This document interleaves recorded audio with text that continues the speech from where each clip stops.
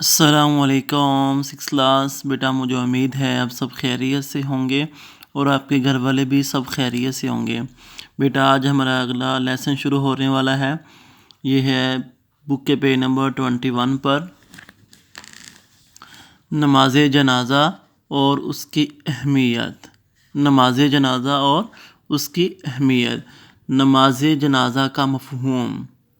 دنیا میں انسان کی جان اللہ تعالیٰ کی دی ہوئی امانت ہے، یعنی کہ ہم سب کو اللہ نے پیدا کیا ہے اور ہم سب کا خالق اور مالک اللہ ہی ہے، اس پر تو ہمارا یقین ہے۔ یہ جو ہمارے جسم کے اندر روح، جو جان ہے، جس سے ہم حرکت کرتے ہیں، ادھر ادھر چلتے ہیں، پھرتے ہیں، اپنے کام کاج کرتے ہیں، یہ اللہ تعالیٰ نے ہمارے جسم کے اندر ڈالی ہے۔ تو یہ اللہ تعالیٰ کی امانت ہے، اللہ نے جو ہے وہ چیز ہمیں پیدا کیا اور ہم اللہ ہی کے لیے ہیں۔ اس لیے ہر انسان کو زندگی کی مقررہ مدت پوری ہونے پر موت آنی ہے۔ جیسا کہ آپ کو معلوم ہے کہ بچے بھی جو ہے وہ فوت ہوتے ہیں، نوجوان بھی، بوڑھے بھی، بچے اس میں عورتیں مرد آپ کے سامنے جنازے جاتے ہیں، تو ہر ایک جو ہے اپنے مقررہ مدت پوری کرنے کے بعد جو ہے وہ اللہ کے پاس پہنچ رہا ہے، یعنی مقررہ مدت ہونے تک جتنی زندگی اللہ نے دنیا میں انسان کی لکھی ہے، اتنی زندگی انسان دنیا میں بسر کر کے جو ہے وہ اللہ کے پاس جا رہا ہے۔ اس کے بعد اللہ تعالیٰ کے حضور پیش ہو کر اعمال کا جواب دینا ہے، یعنی کہ مرنے کے بعد پھر اللہ تعالیٰ کے سامنے ہمیں جو ہے اپنے اعمال کا جواب دینا، جو دنیا میں عمل کرتے ہیں، نیک کام کرتے ہیں، اچھے کام کرتے ہیں، نمازیں پڑھتے ہیں، روزے رکھتے ہیں، صدقہ خیرات کرتے ہیں، دوسروں کے ساتھ بھلائی کرتے ہیں، جو ہے بڑوں سے جو ہے وہ ادب سے بات کرتے ہیں، چھوٹوں سے پیار کرتے ہیں، ان ساری جو ہے وہ عملوں کا ہمیں جو ہے وہ کل قیامت والے دن بھی ہمیں جواب دینا ہے، اور مرنے کے بعد بھی ہمیں جو ہے وہ اللہ تعالیٰ نے ہم سے سوالات پوچھنے ہیں۔ دنیا کی ہر چیز فانی ہے، یعنی دنیا کے اندر جتنی بھی جو ہے وہ چیزیں ہیں، جتنی بھی جو ہے وہ اللہ کی قدرت کے جو ہے مناظر ہیں، اور بے انتہا دنیا کتنی وسیع ہے، جتنی بھی اس کے اندر چیزیں ہیں وہ ساری کی ساری ایک دن ختم ہو جانی ہیں، حتیٰ کہ آسمان بھی ختم ہو جانے ہیں، زمین بھی ختم ہو جانی ہے، یہ ہمارے گھر، ہر چیز جو ہے وہ ختم ہو جانی ہے، صرف باقی رہنا ہے اللہ کی ذات باقی رہنے والی ہے، باقی ہر چیز جو ہے وہ فانی ہے۔ قرآن پاک میں فرمایا گیا ہے کل نفس ذائقۃ الموت، سورۃ الانبیاء، یہ ہے 35 نمبر اس کی آیت ہے۔ ترجمہ: ہر جاندار کو موت کا مزہ چکھنا، جتنی بھی جاندار چیزیں ہیں، وہ انسان ہے، پرند ہے، چرند ہے، جو ہے وہ جانور ہیں، جتنی بھی جاندار چیزیں ہیں، ان سب کو ایک نہ ایک دن جو ہے وہ موت آنی ہے، اور موت کی آغوش میں انہوں نے جانا ہے۔ جب کسی مسلمان کا انتقال ہوتا ہے، یعنی وہ فوت ہو جاتا ہے، تو دوسرے مسلمان اس کی نماز جنازہ ادا کرتے ہیں، جیسا کہ آپ کو معلوم ہے کہ مسجدوں میں بھی نماز جنازہ ہوتی ہے، اور جنازگاہ کے اندر بھی جو ہے میت کو سامنے رکھ کر جو ہے وہ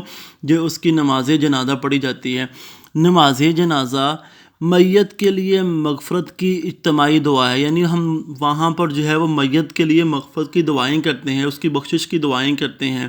اجتماعی جو ہے وہ ہم سب اکٹھے ہو کر وہاں پر جو ہے وہ اس کے لیے مغفرت کی دعائیں کرتے ہیں۔ دین اسلام میں حکم ہے کہ زیادہ سے زیادہ لوگ نماز جنازہ میں شرکت کریں، یعنی کہ جتنی زیادہ تعداد ہوگی نماز جنازہ کے اندر، اتنی ہی زیادہ جو ہے اس کے لیے مغفرت کی دعائیں ہوں گی، اور اللہ تعالیٰ اس کے اوپر رحم کریں گے۔ فوت ہونے والا شخص مرد ہو یا عورت، بچہ ہو یا بوڑھا، میت کہلاتا ہے۔ جو بھی جو ہے وہ فوت ہوگا، یا بچہ فوت ہوگا، بوڑھا ہوگا، مرد ہو یا عورت ہوگی، تو وہ میت ہی کہلائیں گی، ٹھیک ہو گیا۔ میت کو اسلامی طریقے کے مطابق غسل دے کر کفن پہنایا جاتا ہے، جیسے سفید کپڑوں کے اس کو لپیٹا جاتا ہے، اس کو جو ہے وہ کفن دیا جاتا ہے۔ مرد کے کفن میں 3 کپڑے ہوتے ہیں، اور عورت کے کفن میں 5 کپڑے ہوتے ہیں۔ مرد کے کفن میں کتنے کپڑے ہوتے ہیں؟ 3، اور عورت کے کفن میں 5 کپڑے ہوتے ہیں۔ نماز جنازہ اگرچہ سب مسلمانوں پر فرض ہے، لیکن اگر کچھ لوگ بھی ادا کر لیں، سب مسلمانوں پر تو جو ہے وہ فرض ہے، لیکن کچھ لوگ تو بھی ادا کر لیں تو باقی لوگوں کو معاف ہو جاتی ہے۔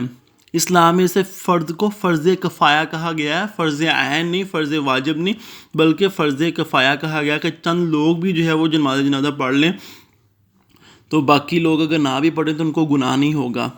کفن پہنانے کے بعد میت کے لیے نماز جنازہ پڑھی جاتی ہے اور پھر میت کو احترام کے ساتھ جو ہے وہ قبر میں دفن کیا جاتا ہے۔ تو آج جو ہے ہم نے اتنے سبق کی ریڈنگ کی ہے،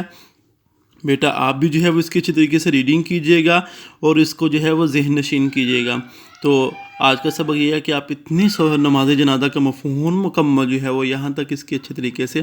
ریڈنگ کریں۔ مجھے امید ہے کہ آپ اس سب جو ہے وہ سبق کی اچھی طریقے سے ریڈنگ کریں گے۔ اور ہاں بچے، آپ کو بتانا تھا کہ جو ہمارا سلیبس ہے، یعنی اسلامیت کا جو سلیبس جو کوئز ٹیسٹ کے اندر ہمیں جو ہے وہ اسباق آنے ہمارے، وہ 4 اسباق ہیں۔ کون سے اسباق ہیں؟ پہلا فتح خیبر جو ہم نے پڑھا تھا، اس کے بعد جو ہے وہ ملک و ملت کے لیے ایثار کا جذبہ، اس کے بعد طارق بن زیاد، اور چوتھا نماز جنازہ اور اس کی اہمیت۔ یہ 4 اسباق ہیں ہمارے کوئز ٹیسٹ کے اندر ہوں گے، آپ ان کی بھرپور تیاری کریں۔ 3 اسباق ہمارے سبق ہو گئے ہیں، یہ آخری سبق ہمارا چل رہا ہے، تو آپ جو ہے وہ ان اسباق کی اچھے طریقے سے تیاری کریں تاکہ آپ کا کوئز ٹیسٹ جو دسمبر کے اندر جو ہے وہ اب ہونا ہے، آپ کا جو ہے آپ بھرپور طریقے سے اس کے اندر جو ہے وہ اچھے نمبر لے سکیں۔ تو مجھے امید ہے کہ آپ جو ہے وہ اپنے ٹیسٹ کی تیاری ابھی سے کریں گے اور جو ہے وہ اچھے طریقے سے جو ہے وہ تیاری کریں گے۔ السلام علیکم ورحمۃ اللہ وبرکاتہ۔